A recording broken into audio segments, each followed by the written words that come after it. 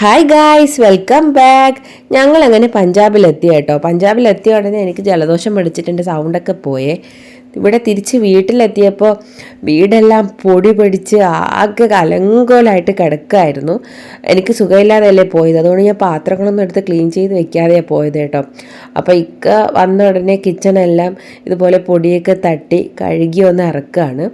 ഞാൻ ആ സമയത്ത് കിച്ചണിലിരുന്ന പാത്രങ്ങളെല്ലാം കഴുകി വെയിലത്ത് ഉണക്കാനായിട്ട് വെച്ച കേട്ടോ.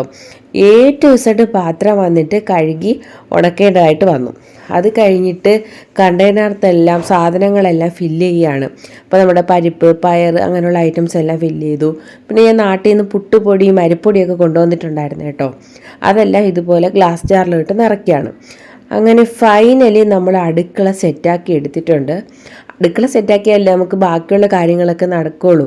അതാ കണ്ടില്ലേ, ഇപ്പോൾ അടുക്കള ഒരുവിധം സെറ്റാക്കി നനവ് പിടിച്ചെടുത്തൊക്കെ നമ്മൾ പെയിൻറ്റ് ചെയ്തെടുത്തിട്ടുണ്ട്. അത് കഴിഞ്ഞിട്ട് പർച്ചേസിനായിട്ട് നമ്മൾ പുറത്ത് പോയ കേട്ടോ. അപ്പോൾ ഇക്കാൻ്റെ ഉറപ്പാണ് പോയത്. അപ്പോൾ ഞങ്ങൾ ഡിമാർട്ടിലും വിശാൽ മാർട്ടിലൊക്കെ പോകുന്നുണ്ട്. ഡിമാർട്ടിൽ പോയി കുറച്ച് സാധനങ്ങളൊക്കെ വാങ്ങിയതിന് ശേഷം വിശാൽ മാർട്ടിൽ വന്നിട്ട് ഇഷുക്കുട്ടിക്ക് നിറച്ച് കോൾഡിൻ്റെ ഡ്രസ്സൊക്കെ വാങ്ങി കേട്ടോ. അത് കഴിഞ്ഞ് ഇക്ക 2 days ലീവിനായിട്ട് വന്നതാണ്. ഇക്ക ഇപ്പോൾ ഒരു ട്രെയിനിങ്ങിൻ്റെ ഭാഗമായിട്ട് ഇപ്പോൾ പുറത്താണ്. അപ്പോൾ ഇക്ക രാവിലെ പോയി. അപ്പോൾ അടുത്ത വീഡിയോ കാണുന്നത് വരെ ബായ്.